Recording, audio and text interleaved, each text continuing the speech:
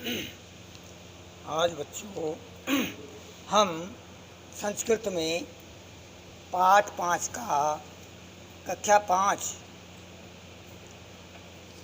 पाठ है 6 नष्ट पृष्ठ घट्ट, इसके विषय में हम पाठ पढ़ेंगे। नष्ट पृष्ठ घट्ट एक ऐसा पाठ है जिसके माध्यम से हम ये समझ पाएंगे कि एक दरिद्र था, एक नगर था, उसमें एक दरिद्र रहता था। वह अपना भिक्षाटन करके ही अपना जीवन यापन करता था, भीख मांग करके अपना जीवन यापन करता था।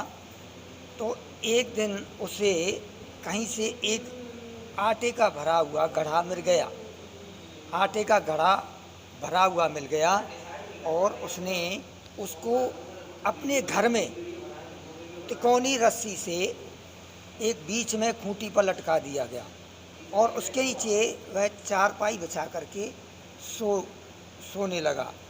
वह प्रतिदिन उसी को देखता रहता था और सोचता रहता था कि यदि इस देश में कभी अकाल पड़ेगा तब मैं इस घड़े को मैं 100 रुपये का बेचूंगा।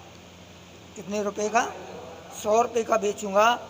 और जब 100 रुपये का जब वो बेचने के बाद में उसके बाद मैं 2 बकरी खरीदूंगा।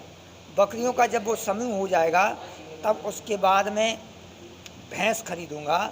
भैंसों को बेचने के बाद में मैं कालांतरे वह भैंसों का झुंड हो जाएगा। उसको विक्रय करने के बाद में धन इकट्ठा कर लूँगा, तब मैं एक बहुत बड़ा घर बनवाऊँगा।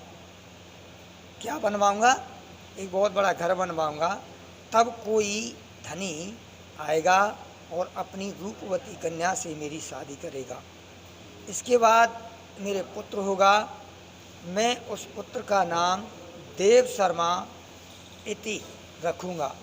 ऐसा यदि वह चलने में समर्थ होगा और वह स्कूल नहीं जाएगा, जब स्कूल नहीं जाएगा तब उसकी पत्नी उसे कहेगी कि ये स्कूल नहीं जा रहा है, तब मैं उस बच्चे को ग्रहण करके उस आज्ञा पालन करने के लिए कहूँगा। जब वो नहीं मानेगा तो मैं उससे पैर से उस पर प्रहार करूँगा। ऐसे ही उसने पैर से प्रहार करने का विचार ही किया तो उसका पैर उस घड़े में लग गया और वह घड़ा गिर गया और उसका सारा स्वप्न जो देखा था वह टूट गया और वह भी स्वप्न भी फूट गया। घड़ा फूट गया और स्वप्न भी उसका टूट गया। तो हमें कुछ स्वप्न ऐसे देखने चाहिए जो साकार हों, जिनको हम साकार कर सकें, और ऐसे सपनों को नहीं देखना चाहिए जो हम साकार न कर सकें। ये पाठ 6 का हिंदी का रूपांतर है। इसको आप कहानी के रूप में अपनी बुक में, अपने नोटबुक में लिखोगे।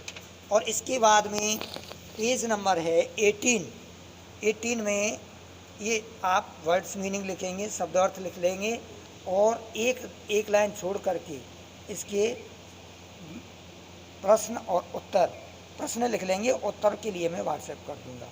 इसलिए आप